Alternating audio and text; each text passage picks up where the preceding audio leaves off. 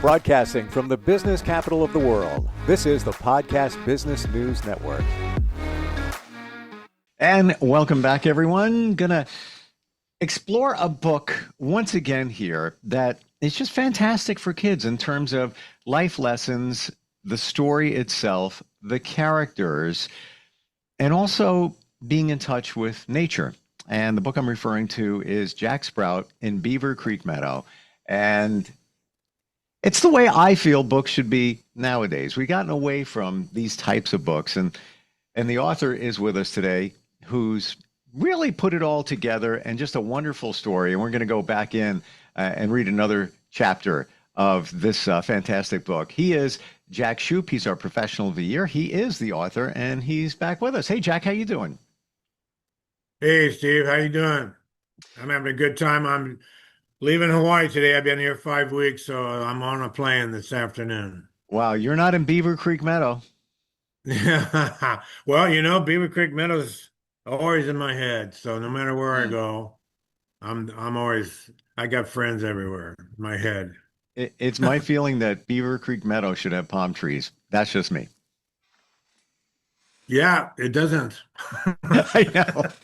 It should, though. It should. I love palm I trees. know, you're right. Well, there is a desert, so I'm sure there's some palm trees in the desert. Mm. Or, Jack, uh, the parrot, P. Jaggers, he lives in a fan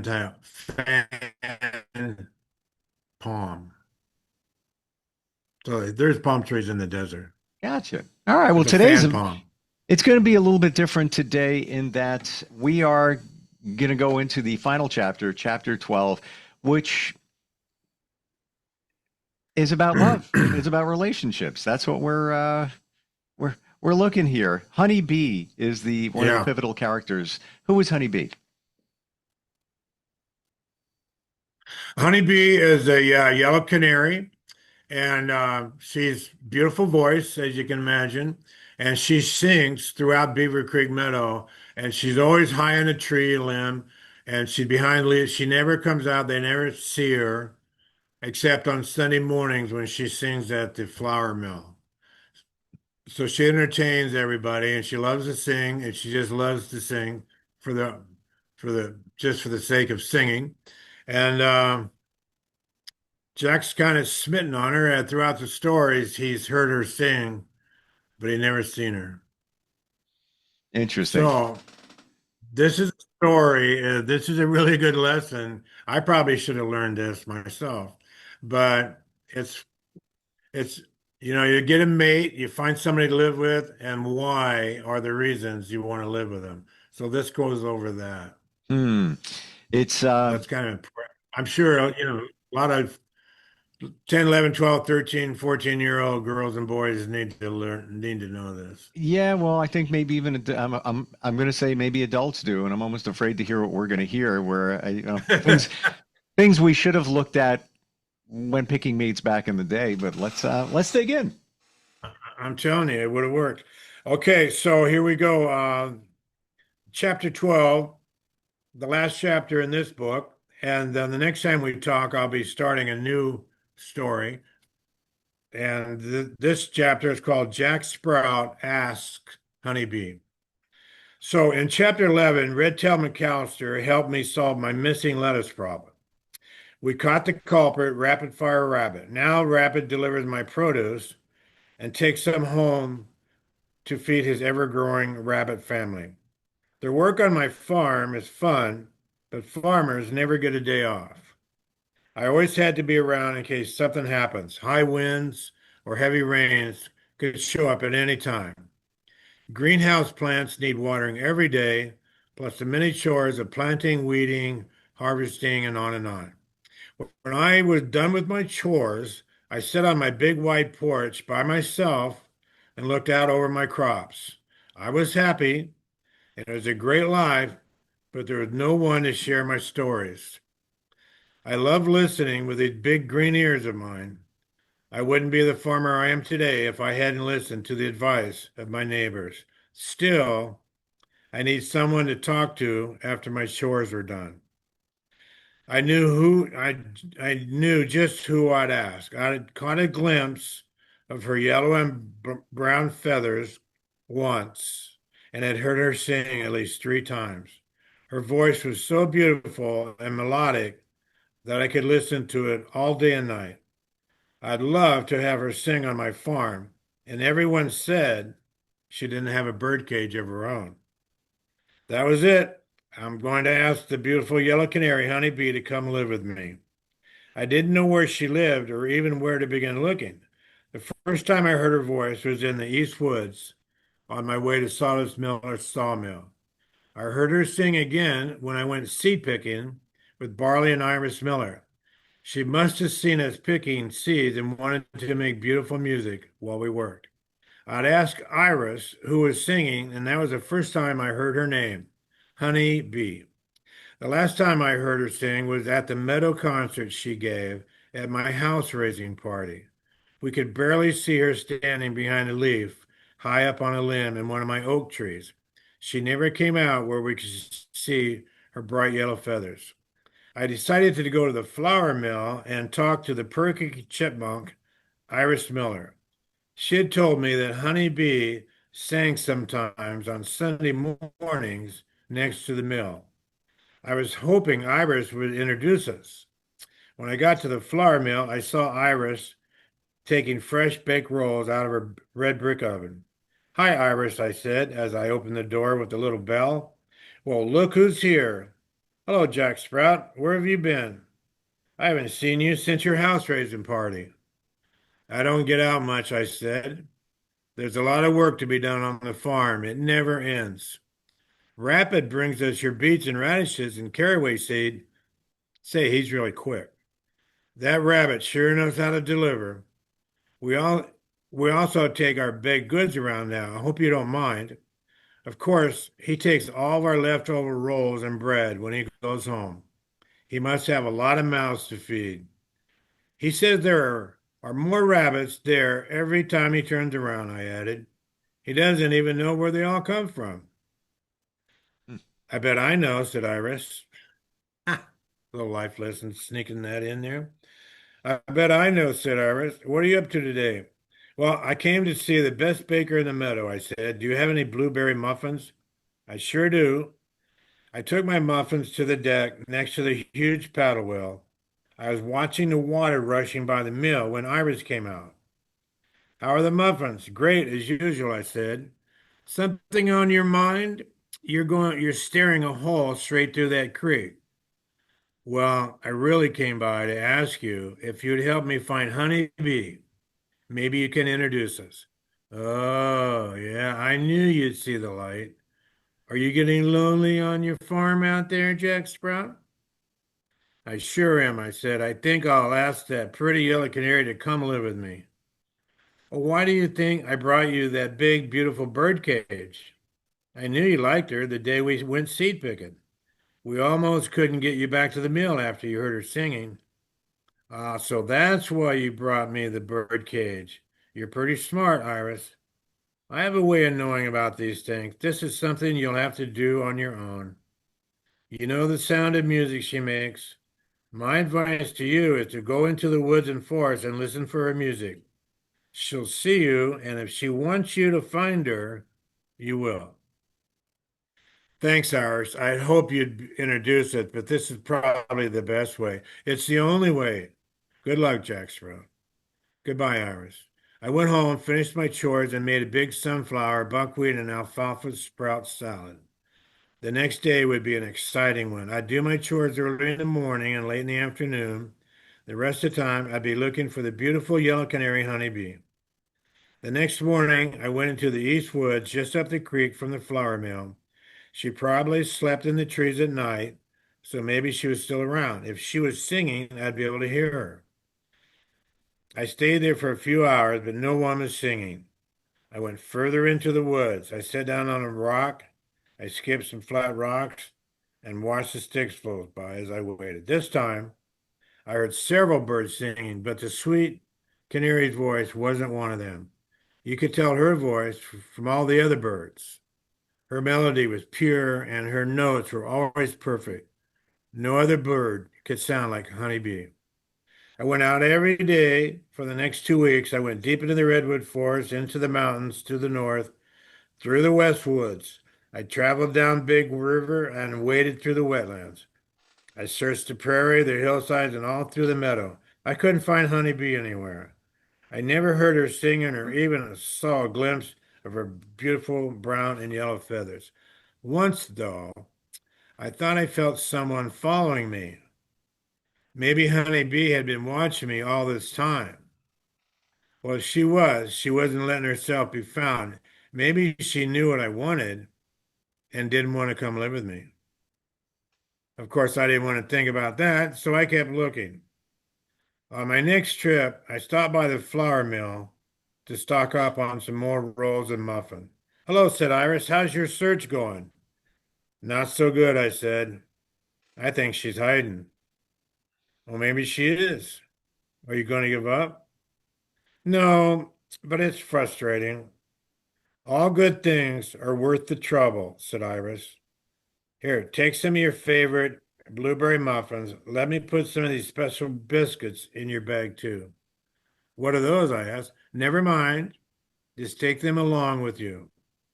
I walked down the trail in the east woods past my house towards the honey farm. Then I heard it. I heard the sound I'd been waiting for. It was honeybee singing as beautifully as I'd ever heard her sing. She was standing right there on the limb of the elm tree, leaning out over the trail. She had bright yellow feathers on her head and back and tail, and soft brown feathers on her wings. Hi, Jack Sprout, she said in her soft, sweet canary voice. Well, hello, how are you? I asked, somewhat surprised and a little nervous. I heard you were looking for me. I've been watching you go all over Beaver Creek Meadow. I think you've covered every inch. Say, what do you have in your bag? Blueberry muffins. You mean you've been watching me all this time? That's right. I think you have something else in your bag. I can smell my favorite biscuits. Let me look. Here, what are these? They are my favorite white millet and honey biscuits. How did you know? Can I have one, please? Sure, you can have all of them. I sat down on a stump. Honeybee stayed on her limb, and we ate our blueberry muffins and white millet and honey biscuits. After that, we talked and talked and talked. There's a clue to the lesson right there. We talked and talked and talked. It was so easy. She liked to hear about my new farm. I wanted to know why she liked to sing, where she lived, and what she did for fun. We talked for hours when she asked, so why are you looking for me, Jack Sprout? I want you to come live with me on my farm. Wow, did I just say that? I thought to myself. But after talking to her and all the searching I'd done, it seemed like the right thing to say. I think I caught her off guard because her beak turned rosy red. Jack Sprout, she whispered. I heard that's what you were after, but to hear you say it to me is quite a different story. I'm flattered, but why do you want me to come live with you? Well, your singing is the best there ever could be, and it'll inspire me when I'm working. That's nice. What else? You're very pretty, I blurted out. Thank you. So I can sing, and I'm pretty. Is that why you want me to live with you on your farm? I have a lot of white millet growing and a beautiful big bird cage. It has a big wide door that'll always be open. You could call it home and never go hungry. You could sing on the railing of my porch. It goes all the way around my house. Sounds interesting, Jack Sprout, but I'm not sure those are good enough reasons to come live with you. The truth is, I said, I need someone to talk to after my chores are done. Yes, I love your singing and you are beautiful, but mostly I just like talking to you. Will you come live with me, honeybee? Well, Jack Sprout, that makes more sense. I like talking to you too. I'm going to have to think about it for a while. You come back to this spot 2 days from now, and I'll give you my answer. With that, Honeybee flew away deep into the east woods. I went home jumping and running and rolling around in my meadow grass. I couldn't believe that I had just said what I just said. That night it rained hard with flashes of lightning and roaring thunder. I was worried about Honeybee. Was she safe? Did she have a roof over her head? Soon 2 days had passed, so I went back to the very spot on the trail in the East Woods where we had first met. I brought along blueberry muffins, white millet, and honey biscuits, and a freshly picked flowers from my greenhouse. When Honeybee flew in, I was very nervous. Hi, Jack Sprout. I see you brought along some gifts. You're pretty smart. I thought you'd like them, I said. It sure rained hard the other night. It sure did. I thought about what you asked me, and I have an answer for you. That's great. What is it? I asked softly. She stood up on a limb of the elm tree, spread her lovely, soft brown and yellow wings, and shouted, I'm going to come live with you. Wow, I'm the happiest farmer in all of Beaver Creek Meadow, I shouted. Let's get going. I'll show you your new home. We dropped everything and raced to my home in the meadow. I mean, our home. I ran as fast as I could go, but still could keep up with the high-flying honeybee. When we got to the farmhouse, she raced around and round the big white porch. She flew into the greenhouse, around the windmill, and low through my crops. She flew high into the sky and all around the boundaries of my farm. She was as happy as I was. When she came back, she flew into the house straight for the big, beautiful birdcage. I'd fixed it up with curtains and swings and bells just in case she said yes. This is wonderful, she explained. I'm sure I'll be very happy here. Honeybee and I are having fun living on the farm now. She sings a lot, which inspires me when I do my chores. After my chores are done, we sit on the porch and talk and talk and talk. It's a great life. Well, that's the story of how I went from a sunflower seed planted in Farmer Smith's field to become the farmer I am today in Beaver Creek Meadow. I never looked like any of my friends growing up, but everything turned out all right. Guess you could say that I'm one of a kind, just like you. Keep growing, Jack Sprout. So Oh, that's how you meet somebody, right? You talk to them. I love the last couple of words where we're all different, and Yeah. Jack realizes that he's very different from others, but it's okay. You know, life Yeah. worked the way it's supposed to work. Now, what what do you think are the lessons in that chapter, the takeaways? If you could pick three things, what would they be? Well, he looked for her. Or he was like he looked for something, but he didn't find her. Couldn't find her. Couldn't find her. Couldn't find her. But he didn't give up. Mm, So that's if you really want something, it's worth the effort. Nothing really gets handed to you. mm. And the big lesson is if you're going to live with someone or be with them, you got to talk to them. You got to be able to talk back and forth, back and forth. And he also, the other third thing is he got some advice from someone who knows about these things. So he got some advice. He didn't give up, and he needed someone to talk to. That's what he went looking for. It's like when you go buy a car, people think they're buying a car, but they're not really buying a car. They're getting a loan.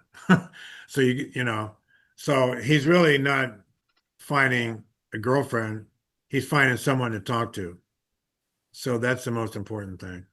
He was just looking for a connection, maybe see a friend, and that turned into what it was, a Yeah, beautiful relationship. yeah, yeah, Hmm. yeah.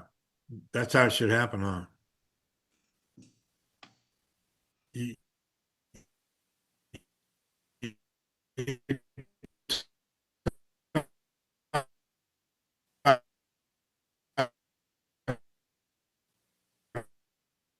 to your wife all the time, right? I'm just starting to lose you with the Wi-Fi. It's just sputtering a little bit. I know you're on a mountain somewhere in Hawaii. It can be expected. Yeah, now you're back. Yeah. Yeah. Oh, on a mountain. Yeah. Yeah. Yeah. So I think those are some good lessons in this story.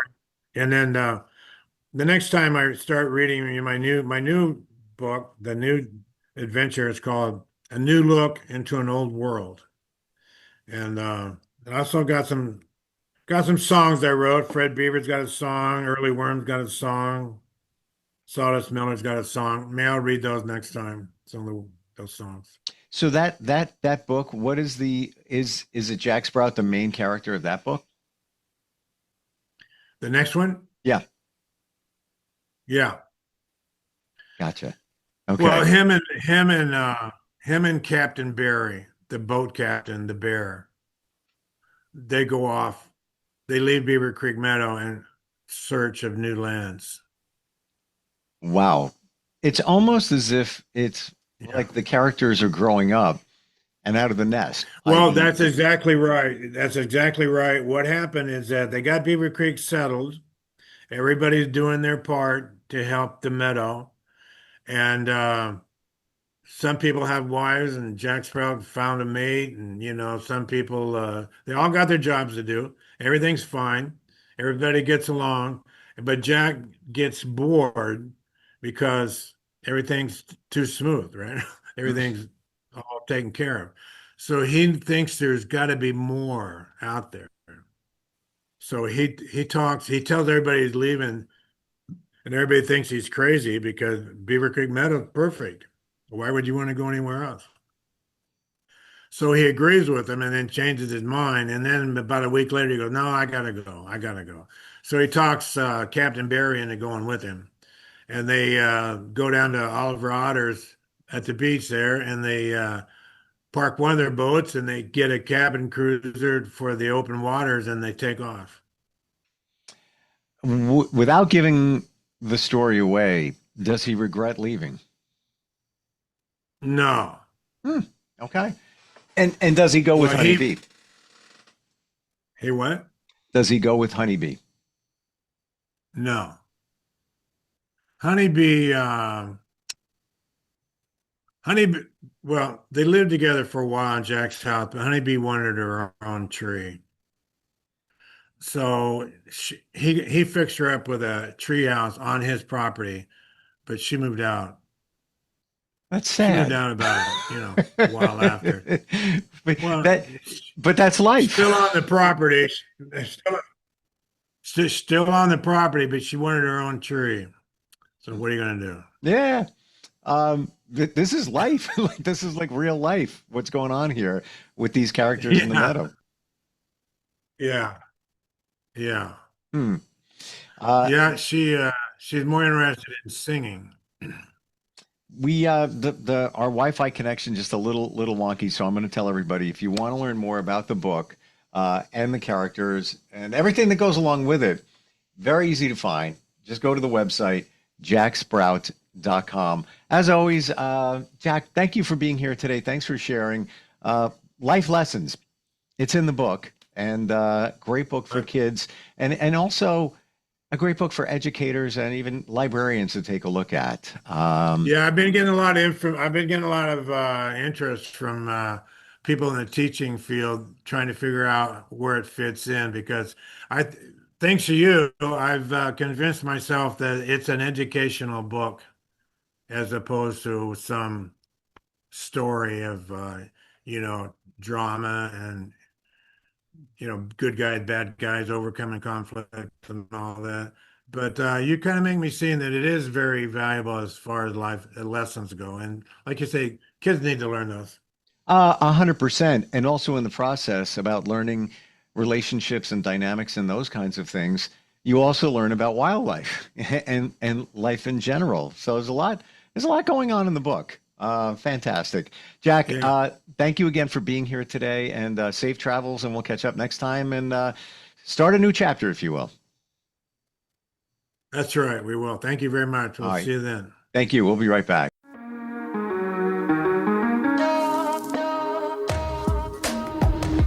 Broadcasting from the business capital of the world, this is the Podcast Business News Network.